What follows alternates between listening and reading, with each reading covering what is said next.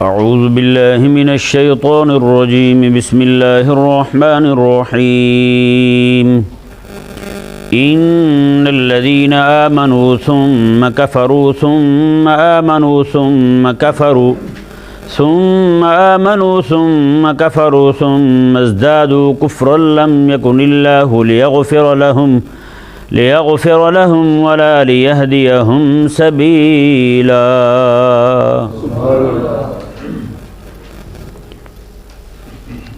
اس آیہ مبارکہ میں اللہ تبارک و تعالی نے جو ایمان لانے کے بعد کفر اختیار کرتے ہیں، ارتداد کا شکار ہوتے ہیں، ان کے متعلق ارشاد فرمایا ان الذین آمنوا، بے شک وہ لوگ جو ایمان لائے، ثم کفروا پھر کافر ہو گئے، ثم آمنوا پھر ایمان لائے، ثم کفروا پھر کافر ہو گئے، ثم ازدادوا کفرا پھر ان کا کفر بڑھ گیا، جی پھر انہوں نے کفر کو زیادہ کر لیا. یہ ذہن میں رہے، اس سے مراد بہت سارے لوگ ہو سکتے ہیں. پہلے وہ لوگ جو یہودی ہیں اور نصرانی ہیں. یہودی حضرت سیدنا موسیٰ علیہ نبینا و علیہ الصلوۃ والسلام پر ایمان لائے، مومن بنے. جیسے موسیٰ علیہ الصلوۃ والسلام کوہ طور پر تشریف لے گئے، اللہ تبارک و تعالی سے ہم کلام ہونے کے لیے، تورات شریف لینے کے لیے، پیچھے سے یہ بچھڑے کی پوجا کر کے کافر ہو گئے. ہاں جی، کچھ لوگ بچے تھے، باقی سارے کے سارے بچھڑے کی پوجا کرنے لگے تھے. تو یہ کافر ہو گئے. پھر یہ ایمان لائے تو پھر عیسیٰ علیہ السلام تشریف لائے تو ان کا انکار کر کے پھر کافر ہو گئے. اسی طرح کر کے نصرانی ہیں، وہ حضرت سیدنا عیسیٰ علیہ السلام کو مان کر کے مومن ہوئے. پھر کریم آقا علیہ السلام تشریف لائے تو آقا علیہ السلام کا انکار کر کے کافر ہو گئے. جی، آقا علیہ السلام کا انکار کر کے کافر ہو گئے. پھر اسی طرح اس سے مراد وہ لوگ بھی ہو سکتے ہیں جو منافقین تھے، جو ظاہری طور پر ایمان لاتے تھے، یعنی ظاہری طور پر ایمان لاتے تھے، آگے کہتے تھے آقا علیہ السلام کو قالوا آمنا، ہم بھی ایمان لے آئے ہیں. لیکن جیسے وہ اپنوں کے پاس جاتے وَإِذَا خَلَوْا إِلَىٰ شَيَاطِينِهِمْ قَالُوا إِنَّا مَعَكُمْ إِنَّمَا نَحْنُ مُسْتَهْزِئُونَ، جب وہ اپنوں کے پاس جاتے جنہیں رب تعالیٰ نے شیطان کہا ہے، جب وہ اپنے شیطانوں کے پاس جاتے تو وہاں جا کے کہتے ہم تو آپ کے ساتھ ہیں، انما نحن مستہزئون، وہاں تو ہم مذاق کرنے گئے تھے. نعوذ باللہ من ذالک. یہ وہ بھی یعنی ان کا جو ظاہری ایمان تھا وہ بھی کفر میں بدل گیا. اگرچہ وہ مومن نہیں تھے، مومن تو ہوئے نہیں تھے، کیونکہ ظاہر میں ان کا ایمان تھا، بس دعویٰ ہی تھا ان کا، دل کے اندر ایمان نہیں تھا ان کا. رب تبارک و تعالی نے ارشاد فرمایا کہ وہ جو ظاہری ایمان تھا نا ان کا، وہ بھی اس کفر کی وجہ سے، یہ کیا ہے کہ ہم تو مذاق کرنے گئے تھے، اس کی وجہ سے وہ بھی گیا ہیں. اور اسی طرح کر کے آج کے بہت سارے جو نام نہاد مسلمان ہیں، نعوذ باللہ من ذالک، اپنے آپ کو کلمہ پڑھنے والا بھی کہتے ہیں، ساتھ شرک بھی کرتے ہیں. آپ دیکھتے نہیں ہیں ان کو جا کے مورتیوں پہ دودھ چڑھا رہے ہوتے ہیں، تلک لگا رہے ہوتے ہیں، ہندوؤں کے خاص شعار ہیں، انہی کو اپنا رہے ہوتے ہیں. کلمہ پڑھنے والے ہیں، حکمران بنے ہوئے ہیں، ان کی آشیرواد حاصل کرنے کے لیے، ان کی جناب ان سے شاباش لینے کے لیے، اہل کفر کو اپنے آپ پر راضی کرنے کے لیے وہ ایسی حرکتیں کرتے ہیں. بتائیں. اور اسی طرح کر کے بہت سارا طبقہ ایسا ہے جو اللہ تبارک و تعالیٰ کا نام نہیں لیتا، جو کہتا ہے بس میرا پیر ہے، اللہ کا نام نہیں لیتا.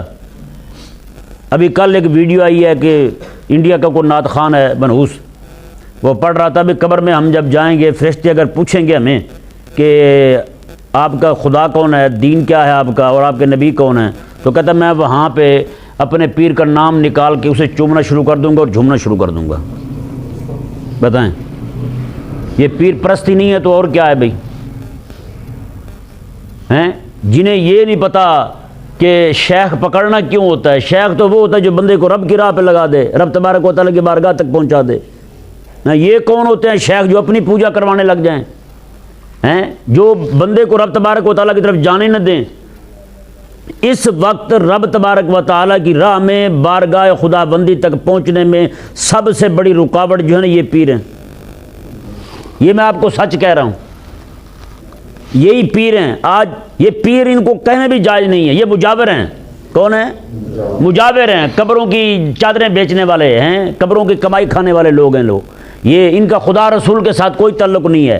ان میں سے اکثریت جو ہے وہ بے دینوں کی ہے. اللہ ماشاء اللہ جو اہل حق ہیں ان کے بارے میں تو کوئی بھی بندہ بات نہیں کرتا ہیں. جن کے پاس جائیں اور ان کو کہیں کوئی بندہ جائے نا مسئلہ بتائے بھی سی. میں نے کئی سارے بزرگ دیکھے ان کے پاس جب جائیں کہیں جی یہ مسئلہ ہے, وہ کہتے ہیں اللہ تعالیٰ خیر کرے گا. ہاں وہ اللہ تعالیٰ کی طرف متوجہ کرتے ہیں بندوں کو. وہ کہتے ہیں وہ اللہ تعالیٰ کو پکارا کرو, اللہ تبارک و تعالیٰ کی بارگاہ میں عرض کرو تم ہیں, اللہ تعالیٰ خیر کرے گا. لیکن کئی سارے وہ ہیں وہ اپنے دولت دکھاتے ہیں. وہ جی مجھے آپ پھر آ گئے ہیں آپ تو میں دیکھو پھر کیا کرتا ہوں. نعوذ باللہ من ذالک. ایک پیر کہنے لگا نعوذ باللہ من ذالک, کہتا ہے اللہ تبارک و تعالیٰ وظیفوں سے قابو نہیں آتا. بتائیں کیا مطلب ہے تمہارا یہ کہنے کا؟ لوگوں کو کس طرف لے جانا چاہتے ہو؟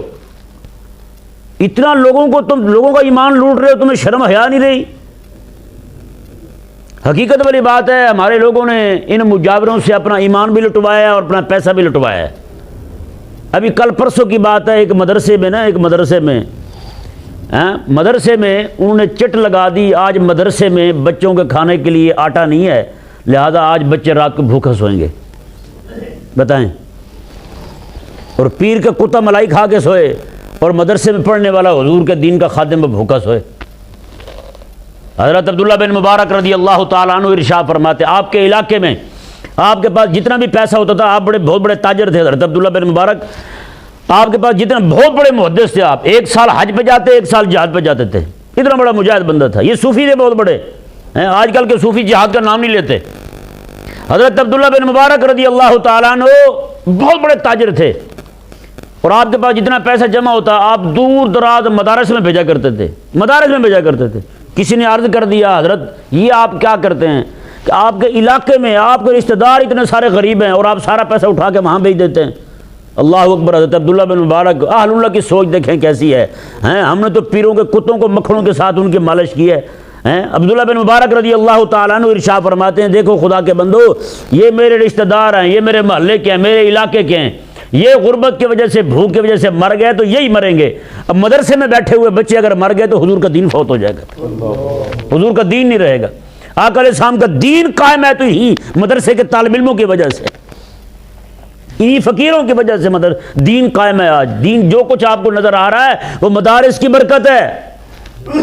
اور حضرت سیدنا مجدد الفسانی رحمہ اللہ پتہ کیا ارشاد فرماتے ہیں, آپ فرماتے ہیں ایک طرف مدرسے کا طالب علم ہو, دوسری طرف پیر کا چیلا ہو, پیر کا خادم ہو, پیر کا خلیفہ ہو. ماتے کسے مقدم کیا جائے؟ آپ ماتے پیر کے چیلے کو کبھی مقدم نہ کرنا, اسے کبھی بھی آگے نہ کرنا, ماتے حضور کے دین کے مدرسے کے طالب علم کو آگے کرنا. کیوں؟ فرماتے ہیں کہ پیر کا جو چیلا ہے نا, پیر کا جو خادم ہے, میں وہ تو صرف اپنی فکر ہے, اسے اللہ اللہ کروں بس تسبیحاں پھیروں اور بخشے جاؤں. ماتے وہ جو دین کا طالب علم ہے مدرسے کا بچہ, ماتے ہیں وہ اسے امت کی فکر ہے, وہ یہ چاہتا ہے کہ میں دین پڑھوں اور حضور علیہ السلام کی امت تک آقا علیہ السلام کا دین پہنچاؤں. تو فرماتے ہیں کہ مدرسے کے طالب علم کو آگے کرنے میں حضور کے دین کو آگے کرنا ہے. بتائیں نا آج ہم نے کیا کیا ہے؟ پیروں کو تو کسی چیز کی فکر نہیں, اور جتنی بے حیائی بے دینی یہ پھیلا رہے ہیں آج نعوذ باللہ من ذالک, اس کی تو کوئی پوچھ گچھ ہی نہیں ہے. فتنہ رفضیت صحابہ کی گستاخیاں انہی کے درباروں سے اب اٹھ رہی ہیں. پورے دربار جناب غدار ہو گیا اہل سنت کے. انہوں نے جناب باقاعدہ اعلان کر دیے ہیں کہ یہاں پہ جناب حضرت امیر معاویہ کا نام نہ لیا جائے. بتائیں یہ کون سے پیر ہیں؟ یہ پیر نہیں, یہ مجاور ہیں, یہ قبروں کے پجاری ہیں اور قبروں کو چوری کرنے والے ہیں, ان قبروں کے نام کی کمائی کھانے والے لوگ ہیں. ان کو دین کے ساتھ کچھ نہیں لگتا. اور افسوس تو اس بات کا ہے ہمارے مولویوں نے آج تک پورا زور ہی جو لگایا ہے نا وہ انہی مجاوروں کے لیے لگایا ہے. قبر پر چادر چڑھانا جائز ہے تو چادر کس کے پاس گئی؟ مجاور کے پاس. کس کے پاس گئی؟ لاکھوں کروڑوں روپے کی چادریں صرف دربار پہ چڑھتی ہیں, پتہ ہے آپ کو؟ کروڑوں روپے کی چادریں درباروں پہ جاتی ہیں. اکیلا یہ جو عرس لگتا ہے ہمارا حضرت کا ہیں جی داتا صاحب رحمہ اللہ کا, وہاں جا کے دیکھ لیں آپ کتنی چادریں جاتی ہیں وہاں, اتنی ساری چادریں وہاں جاتی ہیں. کہاں جاتی ہیں بھائی؟ اس کا اسلام کو کیا نفع ہے, اہل سنت کو کیا نفع ہے؟ بتائیں. ساری چادریں وہاں پہنچا دیں گے. اچھا چادر چڑھانا جائز, یہ مولوی کی بے وقوفی ہے. میں کہتا ہوں حقیقت والی بات ہے, مولوی کی بے وقوفی ہے. مولوی نے زور لگایا, تقریریں کی, کتابیں لکھی, چادر چڑھانا جائز ہے. نفع کس کو ہوا؟ مجاور کو ہوا. آج وہی مجاور صحابہ کو بھونک رہے ہیں.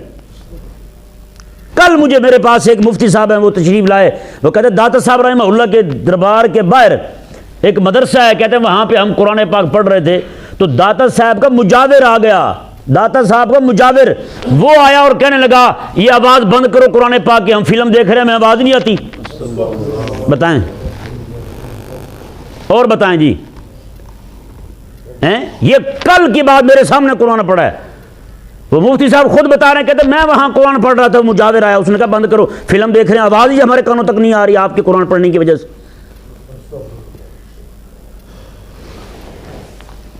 اور اسی طرح اور قوم کو ایسا بغیرت بنایا انہوں نے، نعوذ باللہ من ذالک۔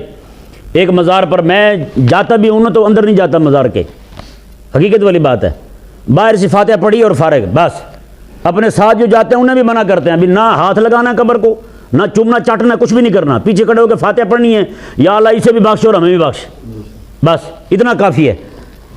مزار پہ گئے، میں باہر میں گاڑی میں بیٹھ گیا، میں نہیں گیا، لوگ سارے جو تھے کسی کے ساتھ، میں بڑی پرانی بات ہے، وہاں گئے تو لوگ سارے جو اندر گئے نا، اندر کیا ہو رہا تھا، پیر صاحب جو مجاور تھے وہ خود بیٹھے تھے اور لڑکی کا ڈانس ہو رہا تھا، اور وہ بندہ کہتا جی میں لڑکی کا جو بھائی تھا نا، 2-3 بھائی اس کے کھڑے تھے، میں ان کے ساتھ کھڑا تھا، تو نعوذ باللہ اگلی حیران کن بات، اگلی بدتمیزی والی بات کیا ہے، وہ کہتا ہے میں پیچھے کھڑا تھا تو وہ ایک لڑکا نا دوسرے اپنے بھائی کو کہنے لگا آج سائیوں کی نگاہ ہو گئی ہے اپنی بہن پر، امید ہے ہمارا پورا خاندان بخشا جائے گا۔ یعنی لڑکی ناچ رہی ہے اور وہ مجاور جو ہے وہ تاک رہا ہے اس لڑکی کو، تو بھائی اسے بخشش کا سامان سمجھ رہے ہیں، اور مدرسے کو ایسا بدنام کیا انہوں نے، مدرسے میں یہ ہوتا ہے، مدرسے میں وہ ہوتا ہے، خدا کے لیے یار، وہ ان کو بھی پکڑو، یہ چور کی اولاد ہے، یہ چور ہیں، یہ دین کے غدار ہیں، دین کے دشمن ہیں، انہوں نے بیڑا غرق کیا ہوا اہل سنت کا ہے جی سارے۔ اچھا مولوی یہاں بیٹھ کے چیختے ہیں جی وہ جی مندر کو چندہ دے دیا انہوں نے، حکومت نے گرجے کو چندہ دے دیا انہوں نے، میں نے کہا تمہیں پتہ ہے کون سا پیسہ جاتا ہے؟ تمہارا اپنا ذاتی پیسہ مزاروں پہ جاتا ہے، درباروں کے گلوں پہ جاتا ہے، اور گلوں والا اوقاف والا پیسہ اوپر بیٹھے ہیں ذلیل لوگ، وہ اٹھا کر کے وہاں لگا دیتے ہیں۔ تم وہاں روتے ہو کہ پیسہ وہاں لگ رہا ہے، یہاں کیوں نہیں روتے یار پیسہ وہاں نہ دو تم؟ ایک کتاب کسی مولوی نے نہیں لکھی، جیسے لکھی ہے انہوں نے بھی قبر پر چادر چڑھانا جائز ہے، کسی نے یہ نہیں لکھا کہ مدرسے میں بھی چندہ دینا جائز ہے، مدرسے میں بندہ دینا بھی جائز ہے۔ ہر بندے پر بیعت کرنا تو فرض ہے، جاہل پیر کی، جاہل مجاور کی، لیکن ہر بندے پر دین پڑھنا فرض نہیں کیا انہوں نے، یہ کیوں نہیں کیا بتائیں؟ نعوذ باللہ من ذالک۔ آج رفض اور الہاد اور زندقہ اتنا پھیل رہا ہے۔ ایک بہت بڑے عالم ہیں، وہ کہتے ہیں کہ میں ایک جگہ مزار پہ گیا، ایک دربار پہ، کہتا ہے وہاں پہ کتابوں کی بہت بڑی لائبریری تھی، بہت بڑی لائبریری تھی، کہتے ہیں پھر میں کچھ 2-4 سال کے بعد پھر میں گیا وہاں، میں نے کہا جا کے پھر ذرا مطالعہ کر رہا ہوں، کہتے ہیں میں وہاں گیا، اس لائبریری کا دروازہ بند تھا، میں باہر اندر سے بند تھا، کہتے ہیں میں نے کہا ہو سکتا ہے صفائی کر رہے ہوں، کہتے ہیں میں باہر بیٹھا انتظار کر رہا تھا، تھوڑی دیر بعد ایک بندہ اندر سے نکلا باہر، اس کے ہاتھ میں کتا تھا، کتا تھا، تو کہتے میں نے کہا یار کتابیں، کہتے کتابیں تو یہاں سے اٹھا دی ہیں، اب پیر صاحب کے کتے بندھے ہوئے ہیں، پیر صاحب کے کتے بندھے ہوئے ہیں، اور دیں پیسے ان کو، ہاں اور دیں ان کو چادریں، اور دیں 11ویں کا بکرا ثابت کیا تو وہ بھی پیر کو ہی گیا ہے، مجاور کو گیا ہے، قبر پکی، گنبد، سارا کچھ جو بھی نفع ہوا ہے آج ان کو ہوا ہے، اور پھر تم نے پارا نہیں دیا مسلک اہل سنت پر، مسلک اعلیٰ حضرت پر، نام لیا تم نے مسلک اعلیٰ حضرت، مسلک اعلیٰ حضرت، تو کیا حال کیا تم نے مسلک کا؟ آج انہی مزارات سے رفض کی بدبو اٹھ رہی ہے، آج انہی مزارات سے الہاد کی بدبو اٹھ رہی ہے، آج وہی پیر ہیں جو اپنے بزرگوں کی قبروں کو بیچ بیچ کے جناب جمہوریوں کے ساتھ کھڑے ہو رہے ہیں۔ ابھی پچھلے دنوں میں ایک کوئی پیر ہے، وہ پی ٹی آئی کے ساتھ ملا تو اس نے اپنے مدرسے کے اندر جہاں پہ رسول اللہ کی حدیث پڑھی جاتی تھی وہاں پہ اس نے عطا اللہ کے گانے چلائے، بتائیں، اور پیروں کو مانو، اور کہو کہ جس کا پیر نہ اس کا پیر شیطان ہوتا ہے، خدا کے لیے باز آ جائے، یہ بیعت فرض نہیں ہے، میں پکا کہہ رہا ہوں یہ بیعت نہ فرض ہے نہ واجب ہے، نہ ہی یہ سنت موقدہ ہے، اور نہ ہی یہ سنت ہے ان کی بیعت، نہ ہی ان کی بیعت کرنا ثواب ہے، میں حقیقت کہہ رہا ہوں۔ صرف اہل حق میں سے جو عالم دین ہو، شرع مبارکہ کا پابند ہو، اس کے پیچھے کھڑے ہو جانا، جس چیز کو وہ حلال کہے اسے حلال جاننا، جسے حرام کہے اسے حرام جاننا، بس یہی پیری مریدی ہے اور کچھ بھی نہیں۔ مولوی لاکھ زور لگاتا مر جائے، وہ قاری صاحب سے اوپر کبھی بھی نہیں جاتا، مولوی صاحب سے اوپر کبھی بھی نہیں جاتا، اور جاہل کٹا جسے کسی چیز کا پتہ نہ ہو وہ پیر طریقت ہے. بتائیں نا بھائی, جس بیچارے کو استنجے کے آداب نہ آتے ہوں وہ پیر طریقت ہے, وہ راہبر شریعت ہے. اب جس بندے نے پورا قرآن پڑھا ہے وہ پیر نہیں. جس نے پند نامہ, تحفہ نسائے, کریمہ, نام حق سے لے کر گلستان بوستان مثنوی پڑھائی ہیں جی, اور صرف نہ پڑھا کے, علم بلاغت بدیع بیان پڑھا کے ہیں جی, اور پورے علوم عالیہ پڑھائے, اور اس کے بعد علوم حدیث پڑھائے, علوم تفسیر پڑھائے, قرآن پڑھایا, وہ پیر نہیں. پیر طریقت کون ہے؟ وہ جاہل ہے جسے کوئی پتہ ہی نہیں ہے, جو مجاور ہے, جو رات دن اسی فکر میں بیٹھا ہے مرید بڑھیں تو چندہ بڑھے, مرید بڑھیں تو پیسہ بڑھے, مرید بڑھیں تو نیاز بڑھے, مرید بڑھیں تو لنگر بڑھے. جسے نہ امت کے ایمان کی فکر ہے, نہ امت کے دین کی فکر ہے, کسی چیز کی فکر نہیں. نعوذ باللہ من ذالک. انہوں نے بیڑا غرق کیا اہل سنت کا, اہل اسلام کا. اس وقت سب سے بڑی رکاوٹ خدا تک پہنچنے میں یہی مجاور ہیں جنہیں آج ہمارے لوگ پیر کہتے ہیں. آج ہمارے لوگ پیر کہتے ہیں, ہے یا نہیں؟ نعوذ باللہ من ذالک. خدا خراب کرے اس سوچ کو. ہاں, خدا تبارک و تعالیٰ بیڑا غرق کرے ان ذلیلوں کا. انہوں نے بہت نقصان کیا ہے حضور کے دین کا. ہاں, رب تک نہیں پہنچنے دے رہے, حضور تک نہیں پہنچنے دے رہے, رب تعالیٰ کے دین کے غلبے کی بات نہیں کرنے دے رہے. اس ایک عالم تھے ہمارے لاہور کے, وہ فوت ہو گئے. انتہائی درد دل رکھنے والے بندے تھے. ان کے پاس کتابیں نہیں تھیں تو انہوں نے سائیکل بیچ کے کتابیں خریدی. بتائیں. تو وہ کہتے ہیں جی ایک مرتبہ مجھے بلایا گیا ایک جلسے میں, وہاں پہ پہلی صف میں سارے مولوی اور پیر بیٹھے تھے. مجھے انہوں نے موضوع دیا, پاکستان میں اسلام کی راہ میں رکاوٹ کون ہے؟ پاکستان میں اسلام کی راہ میں رکاوٹ کون ہے؟ کہتے میں کھڑے ہوتے انہوں نے کہا رکاوٹ تو ساری میرے سامنے پڑی ہے. یہی رکاوٹ ہے, اور کون سی رکاوٹ ہے بھلا بتائیں؟ یہی تو ہیں. آج بھی جب اسلام کو چیلنجز درپیش ہوں اس وقت بھی کھڑے ہو کے چھوٹی چھوٹی باتوں پہ لڑنا جھگڑنا اور انہی باتوں پہ ایک دوسرے کے دستوں گرباں ہونا, یہ کون سے انصاف والی بات ہے؟ یہ کون سے عقل اور دانائی والی فہم والی بات ہے یار؟ بتائیں. خلا کے کائنات نے ارشاد فرمایا جی دیکھیں. اور پھر انہوں نے بھی یعنی کہ ایمان لانے کے بعد بے دینی کی راہ اختیار کی. حضرت خواجہ معین الدین چشتی اجمیری رضی اللہ تعالیٰ عنہ کو دیکھیں, آپ بہت بڑے مدرس تھے, بہت بڑے عالم تھے, حضور کی حدیث پڑھانے والے, حضور کے رب تعالیٰ کے قرآن کی تفسیر پڑھانے والے بندے تھے. بتائیں بھائی.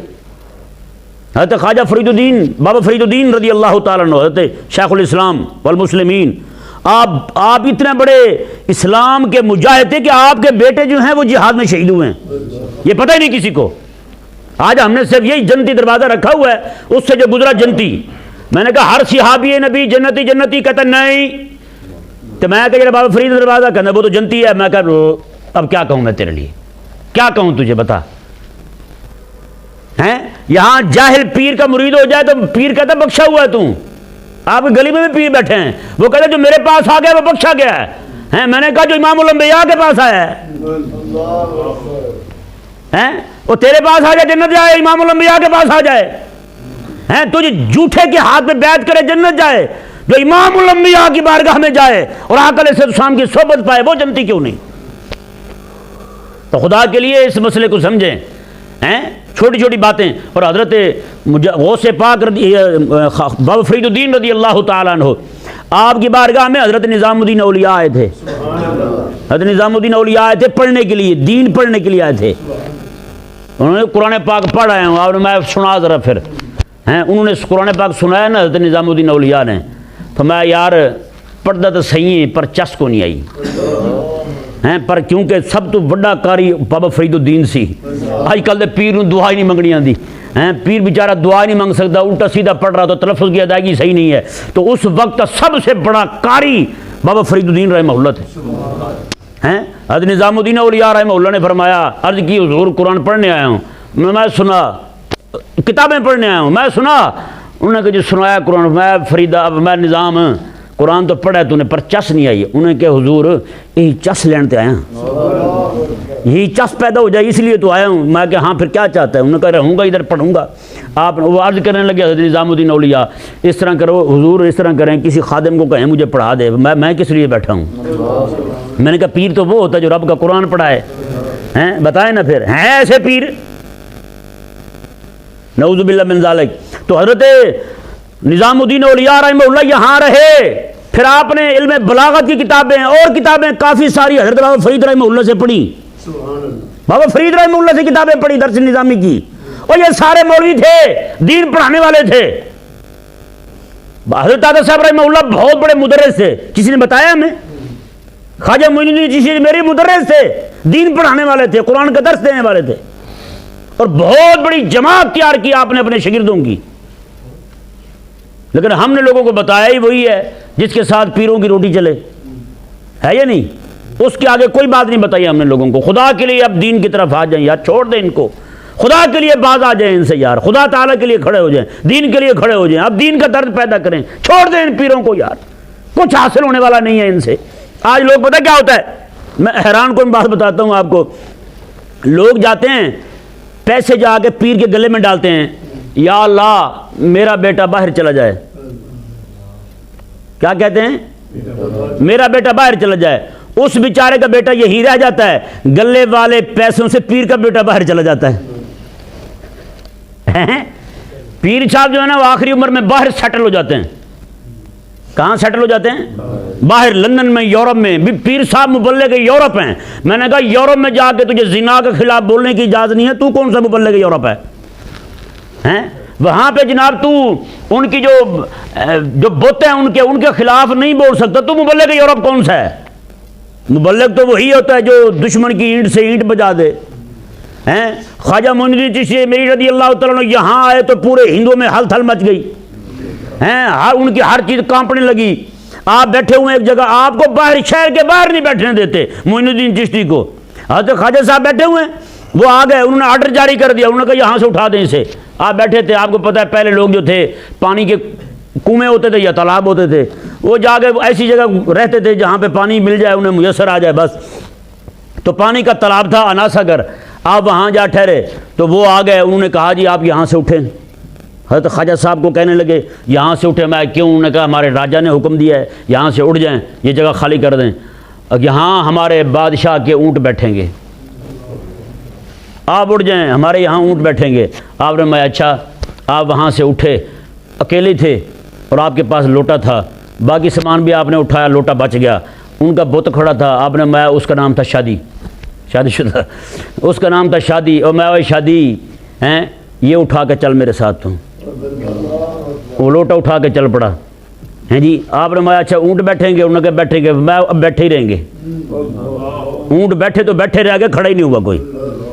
بتائیں بھئی، میں نے کہا دین کے مدرس، دین کے خادم تو یہ ہوتے ہیں جی، ان کو تو کافر بیٹھنے نہیں دیتے۔ تجھے پیر کے اتنے بڑے بڑے بنگلے بن گئے، تیری مارکیاں بن گئی، تیرے جناب بڑے بڑے ریسٹورنٹ بن گئے، اور تجھے یہ سارا کیسے میسر آ گیا بھائی؟ یہ بھی تو بتا۔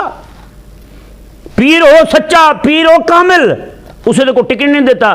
پیر ہو امام حسن جیسے تو زہر دے دیتے ہیں، پیر ہو امام حسین جیسے تو شہید کر دیتے ہیں، پیر ہو ابو بکر صدیق جیسے تو زہر دے دیتے ہیں، اور پیر ہو جناب حضرت عمر جیسے تو مسلح پہ شہید کر دیتے ہیں، اور پیر ہو عثمان جیسے 40 دن پانی بند کر دیتے ہیں۔ میں نے کہا پیر ہو حضرت مولا علی جیسے تو نماز کے وقت شہید کر دیتے ہیں۔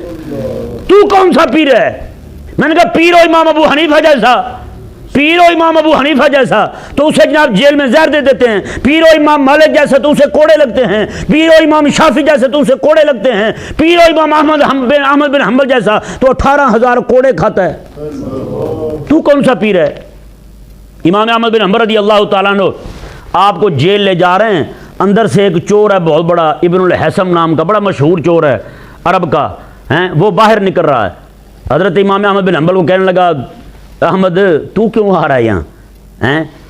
آپ نے فرمایا یار رب کے قرآن کی عزت کی خاطر آ رہا ہوں، رب کے قرآن کی عزت کی خاطر۔ یہ کہتے ہیں قرآن رب کی مخلوق ہے، میں کہتا ہوں نا، قرآن رب سونے کی شان ہے، قرآن رب تعالیٰ کی صفت ہے، یہ رب کی مخلوق نہیں ہے۔ بس اس مسئلے میں مجھے پکڑ کے لائے ہیں۔ تو ابن الحسم نے پتہ کیا کہا؟ اللہ اکبر، حیران ہوں گے۔ اس نے کہا احمد دیکھ لینا، میں چور ہوں، 100ویں بار مار کھا کے جا رہا ہوں، کوڑے کھا کے جا رہا ہوں 100ویں بار، تو میں سیدھا یہاں جا کے پھر چوری کروں گا، یہاں سے جا کے پھر چوری کروں گا۔ دیکھ رہے نا تو رب کی خاطر آیا ہے, میں نے شیطان کی کانڈ نہیں لگنے دی, تو رحمان کے بارے میں ذرا غیرت کا مظاہرہ کرنا. ہاں کچھ بھی ہو جائے پیچھے نہ پیر ہٹانا, تو میں نے تو شیطان کی ہار نہیں ہونے دی. اب جا کے پھر چوری کروں گا, میں 100 چوریاں کر چکا ہوں. امام احمد بن حنبل رضی اللہ تعالیٰ عنہ, پھر اللہ اکبر, آپ کو جب بھی کوڑا لگتا نا آپ پھر یہ کہتے ہیں اللہم اغفر لابن حیثم, مولا ابن حیثم کی بخشش فرما, اس نے بڑی بات کی ہے, اس کی بات نے مجھے بڑا حوصلہ دیا ہے. مولا میں تیرے لیے مار کھا رہا ہوں, مولا مجھے ہمت عطا فرما. اللہ اکبر. اور یار پیر حق والا تو یہ ہوتا ہے, حق سے پیچھے نہیں ہٹاتا چاہے جان ہی تو نہ چلی جائے. آپ پچھلے ائمہ کو دیکھیں, سارے زہر سے جا رہے ہیں, قتل سے جا رہے ہیں, آج کل کے سارے بستر پہ جا رہے ہیں. وہ پیر طریقت کون سا جو بستر پہ جا رہا ہے یار؟ ہمیں بھی تو سمجھائیں یار ذرا. میرے کریم آقا علیہ السلام کو زہر دیا جاتا ہے. آقا علیہ السلام خود ارشاد فرماتے ہیں کہ اب زہر کا اثر عود کر رہا ہے. وصال شریف کے وقت حضور نے فرمایا تھا بخار تیز, سر میں شدید درد, اور آقا علیہ السلام نے یہی ارشاد فرمایا کہ زہر کا اثر عود کر رہا ہے. حضرت ابوبکر صدیق کو زہر دیا گیا یار, بتائیں. وہ سارے کے سارے ایسے ہی جا رہے ہیں, اور ایک میں اور آپ جو ہیں ایسے ہی جا رہے ہیں. ہمارے جانے کا انداز ہی وکھرا ہے جناب, گھر میں پڑے ہوئے بزدلوں کی طرح جا رہے ہیں. اہل حق علماء وہ ہوتے ہیں جو باطل کی آنکھ میں آنکھ ڈال کے بات کرتے ہیں, وہ ڈرتے نہیں ہیں کسی سے. یہ ذہن میں رہے. اللہ تبارک و تعالی نے ارشاد فرمایا, جی دیکھیں میں کہ پھر ان کا کفر بڑھ گیا, پھر ان کا کفر بڑھ گیا. یہودیوں نے عیسیٰ علیہ السلام, موسیٰ علیہ السلام کو مانا تو عیسیٰ علیہ السلام کا انکار کیا, کافر ہو گئے. حضور آئے, حضور کا انکار کیا تو کفر بڑھ گیا, کفر بڑھ گیا. نصرانیوں نے عیسیٰ علیہ السلام کو مانا, مومن ہو گئے. آقا علیہ السلام کا انکار کیا تو کافر ہو گئے. حضور کی شریعت کا انکار کیا تو کفر بڑھ گیا ان کا. اسی طرح کر کے میرے دو حکمران جو ہیں طواغیت ہیں, یہ سارے یہ لوگ جو ہیں یہ بھی کفر کی حمایت میں اسلام پر حملے کر رہے ہیں, کفر کی حمایت کے اندر اسلام کشی کر رہے ہیں, اسلام کو ختم کرنے پہ تلے ہوئے ہیں. اسلامی شعائر, مقدسات دینیہ, مقدسات شرعیہ, ان پر حملے کر رہے ہیں. مقدسات شخصیہ مقدسہ, ان پر حملے کر رہے ہیں. تو بتائیں یار یہ لوگ جو ہیں ایمان لانے کے بعد یہ پھر مومن کیسے کھڑے ہیں؟ بتائیں. پیسے لے کر ختم نبوت کا نام لینے والوں کو گولی مار دینا, پیسے لے کر ختم نبوت کے دشمنوں کو یہاں بڑی بڑی زمینیں الاٹ کر دینا, انہیں جناب بڑے بڑے پلاٹ دے دینا, بڑی بڑی سوسائٹیوں میں انہیں جگہ دے دینا, بڑے بڑے انہیں مراکز قائم کر دینا, بڑی بڑی سیکورٹی انہیں فراہم کرنا. تو مومن کیسے کھڑے ہیں یہ لوگ؟ یہ بھی ایک بڑی قابل غور بات ہے یار. بھائی اللہ تعالیٰ کے جو اولیاء ہوتے ہیں نا, انہیں ایمان کی بڑی فکر ہوتی ہے, انہیں ایمان کی بڑی فکر ہوتی ہے. اور کئی سارے لوگ ہوتے ہیں انہیں ایمان کی فکر نہیں ہوتی, جن کے منہ سے آپ کبھی بھی نہیں سنیں گے وہ یہ کہہ رہے ہوں یا اللہ میرا ایمان سلامت رکھ, ان کے منہ سے کبھی نہیں سنا. آخر یہ وجہ کیا ہے؟ یہ دو طرح کے بندے جو ہے نا اپنے ایمان کے معاملے میں بے فکر ہوتے ہیں. ایک تو وہ بندہ جو نام نہاد مسلمان ہو لیکن مومن ہو ہی نہ, وہ کافر ہوتا ہے, مومن نہیں ہوتا. اور دوسرا وہ ہے جسے مومن تو ہو لیکن اسے اپنے ایمان کی قدر نہ ہو. یہ دو بندے اپنے ایمان کی فکر سے خالی ہوں گے. اور وہ لوگ جو اللہ تعالیٰ کے اولیاء ہوتے ہیں, اہل اللہ ہوتے ہیں, نیک لوگ ہوتے ہیں, انہیں ایمان کی بڑی فکر ہوتی ہے. کیوں فکر ہوتی ہے؟ اس کی وجہ یہ ہے, جیسے کوئی بندہ کھیتی بنانے والا, کھیتی اب گندم وغیرہ اگاتے ہیں نا, تو ابھی گندم ہری بھری ہے, بارش آتی بھی رہے تو کسان پریشان نہیں ہوتا ہے یا نہیں, لیکن جب پک جائے تو پھر پریشانی بڑھ جاتی ہے اس کی. اسی طرح کپاس ہے, اور بھی چیزیں ہیں, جب پک جائیں, مکئی ہے, جب پک جائے اب بارش آنی شروع ہو جائے تو سارے پریشان ہوتے ہیں. ایک وقت ہوتا ہے دعائیں مانگتے ہیں مولا بارش آئے, لیکن ایک وقت آتا ہے تو وہ پریشان ہوتا ہے, بادل بھی دیکھے گا تو گھبرا جائے گا, ہے یا نہیں؟ تو اسی طرح کر کے بندہ مومن جو ہے نا, اللہ تعالیٰ کا نیک بندہ, ولی اللہ تبارک و تعالیٰ کا, اس نے پوری زندگی جو نیکیاں کی ہوتی نا, اب اس کی آخری عمر میں اس کے پکنے کا وقت آ جاتا ہے, کیونکہ اب اس نے اس پھل کو کاٹنا ہے, اس کھیتی کو کاٹنا ہے. مطلب کیا ہے؟ اب آخرت اس کے سر پہ ہے, آخرت کی پہلی منزل قبر اس کے سر پر پہنچ چکی ہے. جیسے جیسے اللہ تبارک و تعالیٰ کا نیک بندہ, ولی, خالص, مخلص مومن جو ہے موت کے قریب ہوتا جائے گا نا, ویسے ویسے اسے ایمان کی فکر بڑھتی جائے گی. اندازہ لگائیں. اور حضرت امام احمد بن حنبل رضی اللہ تعالیٰ عنہ کے وصال کا وقت ہے نا, تو بندے ساتھ بیٹھے کہہ رہے تھے لا الہ الا اللہ, آپ کہتے نا نا. جب افاقہ ہو تو انہوں نے کہا کیا ہوا؟ ہم کلمہ کہہ رہے تھے. میں نانا شیطان سامنے کھڑا تھا, مجھے کہہ رہا تھا احمد تو نے زندگی ساری حق پر قائم رہ کر ایمان مجھ سے بچا لیا ہے. میں نے کہا ابھی نہیں, جب تک میری روح نکل کے خدا کی بارگاہ میں نہ پہنچ جائے مجھے تجھ سے فکر ہی رہے گی, مجھے تجھ سے ڈر ہی رہے گا کہ میرا ایمان چھین لے تم. تو پھر انہیں فکر نہیں ہوتی ہیں. جیسے شیخ سعدی رحمہ اللہ نے نا ارشاد فرمایا کہ سمجھنے والی بات ہے, رات کو وہی بندہ پریشان رہے گا جس کے پاس کچھ ہوگا. چوروں کو ڈر اسی کو ہوتا ہے نا جو سرمایہ دار ہوتا ہے. جو سرمایہ دار ہی نہ ہو اسے کیا ڈر ہوگا؟ جسے پتہ بھی پہنے ہوئے کپڑے ہی ہیں اور کچھ ہے نہیں میرے پاس، اسے کیا ڈر ہوگا؟ اسے کیا تکلیف ہوگی بتائیں بھائی. شیخ سعدی رحمہ اللہ نے ایک لطیفہ لکھا ہے، بڑی بات ہے، باریک بات کو لطیفہ کہتے ہیں، ٹھیک ہے نا. لطیفہ ضروری ہو تو ہنسنے والی بات ہو. شیخ سعدی رحمہ اللہ ارشاد فرماتے ہیں کہ ایک بندہ تھا بیچارہ مسکین کا ساتھ تھا، اس کے پاس اکیلی گدڑی تھی، گدڑی اس میں خوراک وغیرہ مانگتے تھے بھیک، کہتا وہی تھی اس کی. تو اندر گھر میں لیٹا ہوا تھا، رات کو چور آ گئے، تلاشی لینے لگے، اندھیرا تھا. وہ بیچارہ بیدار ہوا، کہنے لگا او خدا کے بندو، میرا گھر تو وہ ہے یہاں دن کو بھی کچھ نہیں دکھائی دیتا، تم رات کو ڈھونڈ رہے ہو ہیں. یہاں تو دن کو بھی کچھ دکھائی نہیں دیتا، تم رات کو تلاش کر رہے ہو. یہاں کچھ بھی نہیں ہے، تکلیف نہ کرو تم، ہاں یہاں سے تشریف لے جاؤ. تو جس بندے کے پاس کچھ ہو ہی نہ، اسے کیا فکر ہونی ہے بڑا بتائیں. تو ایمان کے بارے میں فکر کرنا، امام اہل سنت امام محمد رضا خان رحمہ اللہ ارشاد فرماتے ہیں جس بندے کو ایمان کے چھن جانے کا خوف نہ ہو، اس کے ایمان کے چھن جانے کا خوف ہے. بتائیں کتنی بڑی بات ہے. ہر بندے کو چاہیے کہ اپنے ایمان کے بارے میں فکر مند رہے. اللہ تبارک و تعالی سمجھنے کی توفیق عطا فرمائے. اللہ تعالیٰ نے ارشاد فرمایا جی ثم ازدادوا کفرا، میں پھر کفر میں بڑھ گئے، کفر ان کا زیادہ ہو گیا. لم یکن اللہ لیغفر لہم، اب اللہ تعالیٰ انہیں بخشے گا نہیں، ان کی بخشش نہیں ہوگی. ثابت ہوا جو بندہ مسلمان تھا مرتد ہو گیا ہے، اب اس کے لیے بخشش کی دعا نہیں کر سکتے. تو جب مرتد ہونے کے والے کے لیے بخشش کی دعا نہیں کر سکتے تو کافر کے لیے کیوں کر سکتے ہیں؟ ٹھیک ہے جی. اور اللہ تعالیٰ نے ارشاد میں وَلَا لِيَهْدِيَهُمْ سَبِيلًا، ان کی بار بار کفر پسندی اور اسلام دشمنی جو ہے، اس وجہ سے اللہ تبارک و تعالیٰ ان کو ہدایت کی راہ بھی نہیں دکھائے گا. اللہ اکبر. اللہ تبارک و تعالیٰ سمجھنے کی توفیق عطا فرمائے.